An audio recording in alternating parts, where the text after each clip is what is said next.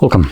In front of me is a Nokia G22, and today I will show you how you can hard reset this device through settings.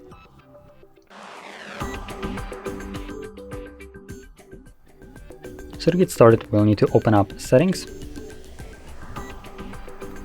From here, scroll all the way down to System, or Reset Options, and then Erase All Data Factory Reset. We're going to confirm that once more by tapping Erase All Data.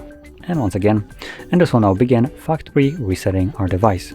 This process will take approximately 1 to 2 minutes, something along those lines. And once it's finished, we'll be presented with Android setup screen. So I'll be back once that is visible for me. And as you can see, the process is now finished and you can set up your device however you like.